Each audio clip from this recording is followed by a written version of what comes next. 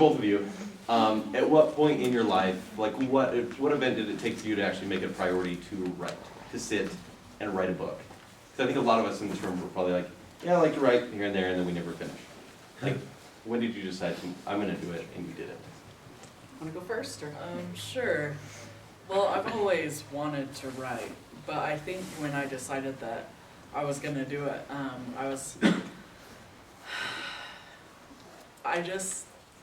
when I don't write, I kind of go a little crazy, more crazy. And the words get really loud, and the characters like fill up my brain, and I don't see anything else, I don't hear anything else. It makes functioning really hard, and social life is, but it got really loud, and Immortal Writers got really loud in my head, and I had a lot of confidence in the story, and confidence in myself as a writer, and I decided that it was just something I wanted to do, and more than that, was something I needed to do.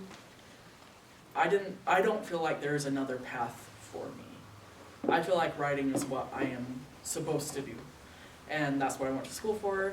You know, I have another job that I really love, but that's writing too, you know, so it's just, writing is always what I've wanted to do, but eventually those stories just got so loud that I was like, all right, I'll do it, so.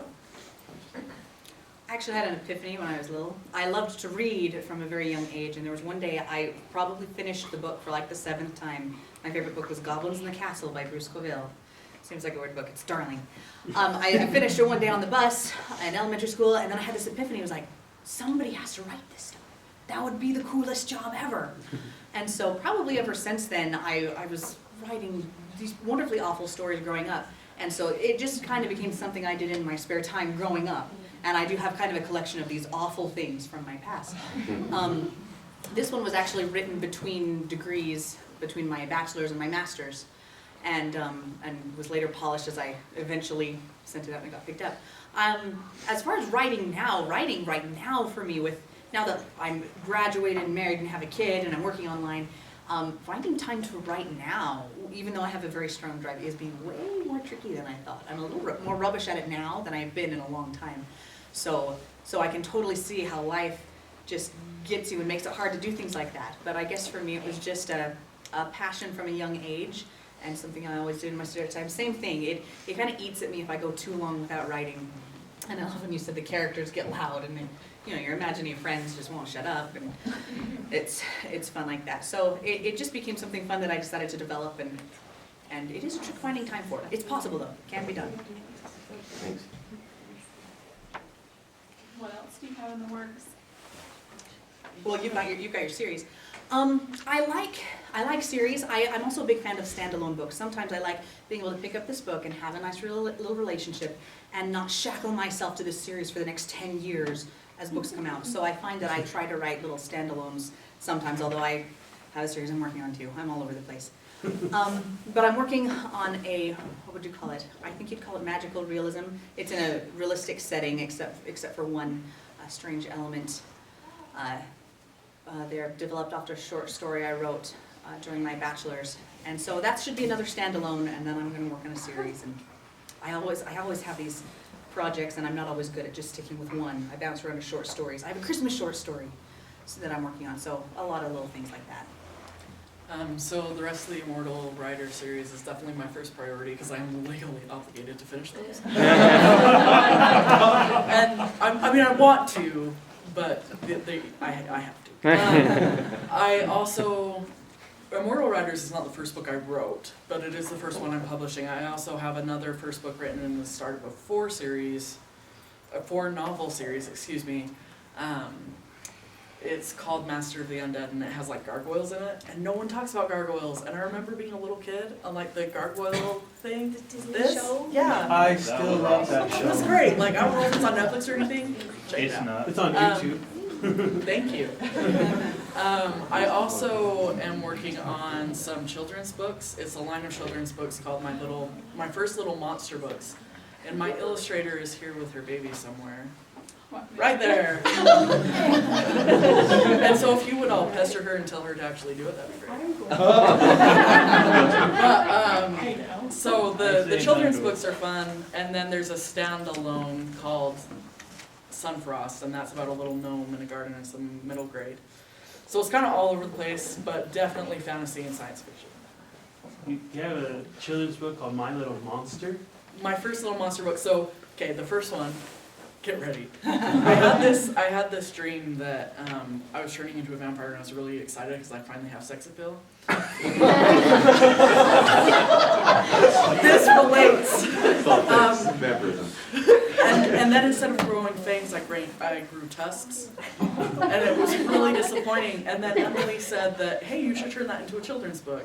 And so the first of the My Little Monster books is like this little vampire who's growing up, is so excited to get his fangs, and then he has to learn how to be different because he grew tusks. And there's another one called Mr. Kraken Wants a Hug, and so he's like trying to love everyone, but he just kills people. They're really funny. Kind of like a Don't steal that. spin-off. Interesting idea up here. Mark. Like the premises of your books, or the ideas that come to your books, like do they come to you like suddenly? Like you told like the My Little Monster book, or like the Immortals, is it kind of like it was like eating at you or building over time? Like where do you guys get the inspiration from this? Well, in the case of The Perfect Fool, that started out strictly as a character study. I had just finished one story and wanted to jump into another, and I thought, you know, I find jesters really interesting in medieval times, and I can't think of many books I've read about them, so it started just as a character study. Like, okay, I'm gonna have this character, and I'm gonna find out what he's afraid of, and how he became a fool, and what would motivate him to do something out of his comfort zone. So it just started with me trying to flesh him out. I really didn't know where I was going when I started the story. I'm not sure you're supposed to do that, but I did. But it was just me figuring him out. So it was just, I had an interest in this, I pursued it by way of character study, and the rest of the story kind of formed after that, in this case. It's just whatever I find interesting. Mastery of the Undead built up over time, but Immortal Riders, I had just seen a movie that I really liked, and then I was in the shower. I think great when I'm naked. I was in the shower, and some of my coworkers are here, they didn't want to hear that. I was in the shower, and I was really mad that, like, magic wasn't a thing, you know, like, how dare we not be able to ride dragons, like, this is awful. And I was legitimately upset. And then I was like, but if it was real, what would that mean? What would that do? And then I started thinking about, you know, Harry Potter comes to life, Voldemort's Vada Kedavraing everybody, you know, not good. And so I started thinking about the consequences of this wish that magic would be real, that my favorite stories could come to life, that the ring would come to life. I mean, can you imagine? That would be so bad. And so I created this world where all these things do come to life, and there are really horrible consequences, like people die, you know? So in answer to your question, Immortal Riders came all at once.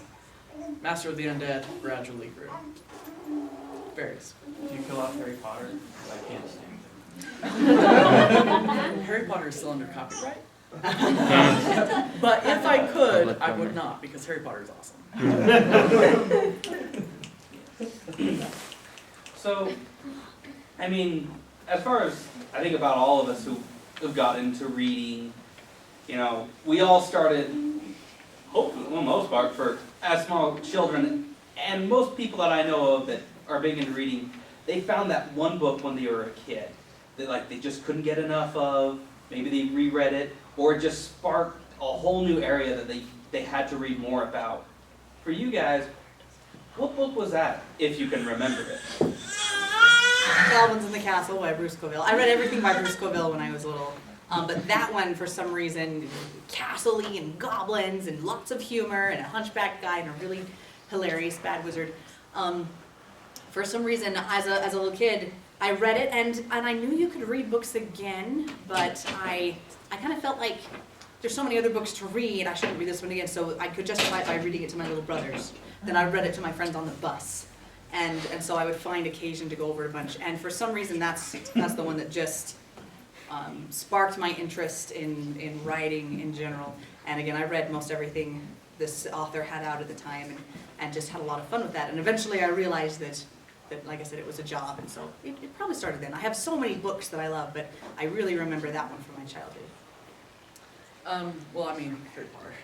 But before that, I would say what the books that impacted me most were the Wrinkle in Time books by Matt Randall. And probably not for the reason you think. It terrified me that someone could have access to your mind and that someone could so easily get a hold of you. And that's a long story. But, you know, that really scared me, and I thought, man, I wonder what it would be like to have that power over people.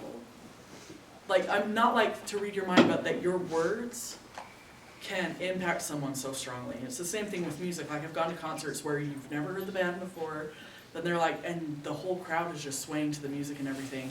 And I mean, that's really cool to be able to have that power over people. You don't say anything, you don't say sway to the music, you don't say be scared of this part of the book, but you are.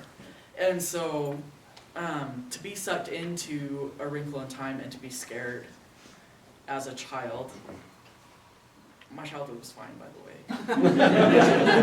Except for that. Yeah, except for that.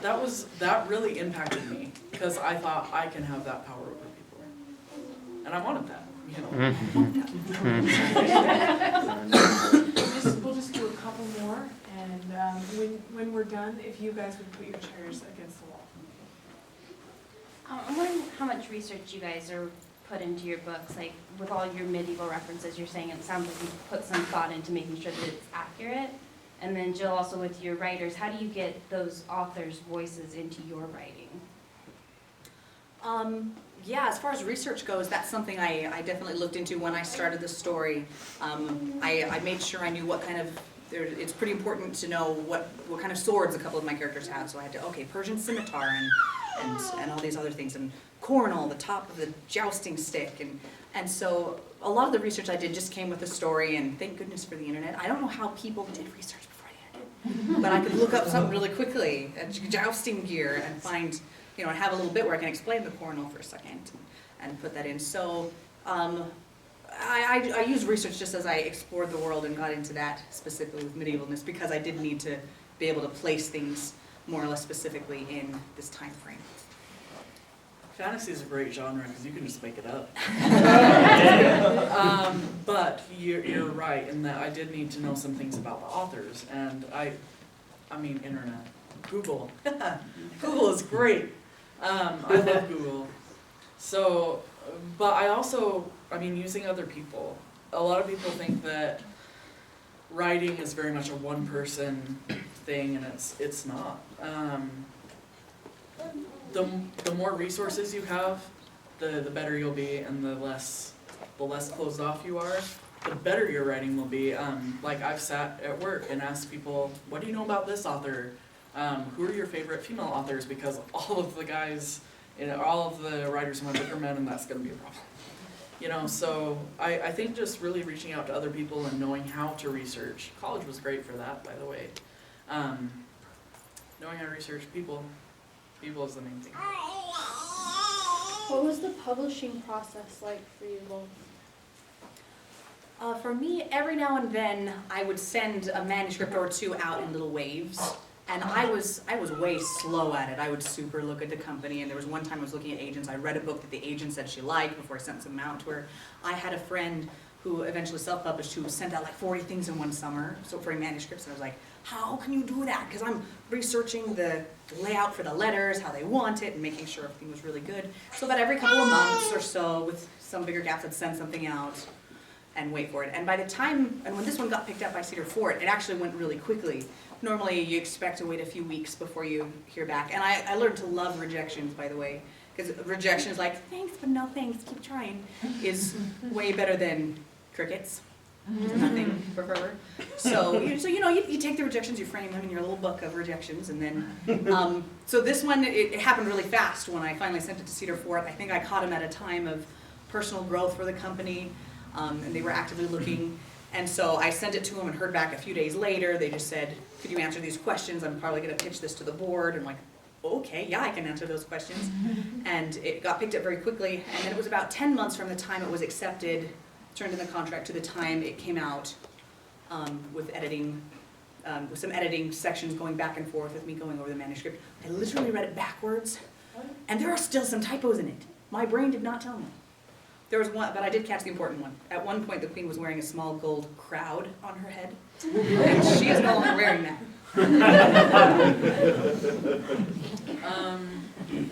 So publishing takes forever. And I think that that's the main thing, like if you're looking to publish, that I want you to remember, like if you want to get into a big publisher, it can take about 10 years. It takes so long. Smaller publishers usually takes less time, so you don't have to get an agent and blah, blah, blah. For me, it took a couple of years before Blue Moon Publishers picked me up. And it was actually kind of weird. I was at work and I was like, oh, my brain is exploding. And I got on Twitter on my phone and they were having a pitch party and it just went from there. Blue Moon liked it. It just kind of went off and it was great. But I actually agree with you that you do it slower. Like if you send out 40 manuscripts to all of the publishers that are accepting, if there's something wrong with that manuscript, you've already lost that chance for all 40 publishers.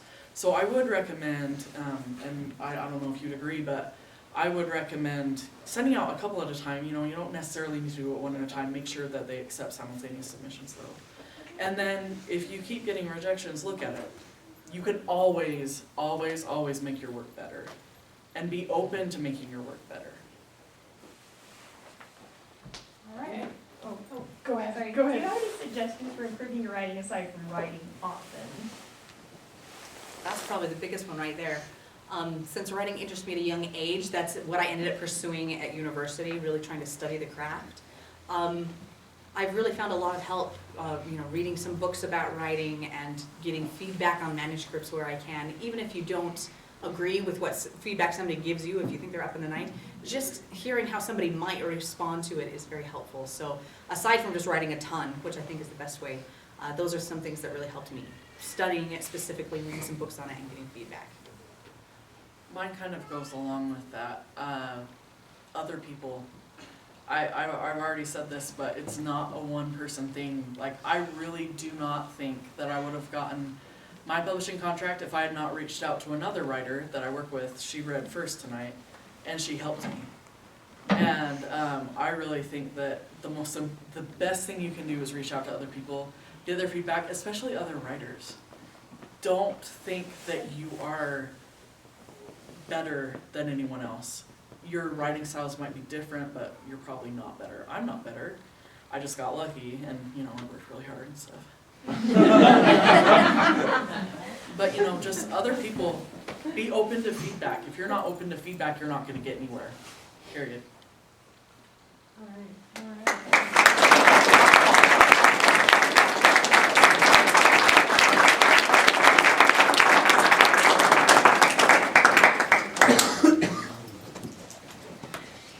We'd like to thank Jill and Bethany for coming out tonight. That was awesome. We'd like to thank all you guys for coming out too. And don't forget that Bethany will be selling The Perfect Fool for $15 in the back, and Jill will be signing bookmarks. And if you guys could stack your chairs against the wall, we'd appreciate it. Thanks. Thanks, Kuniko.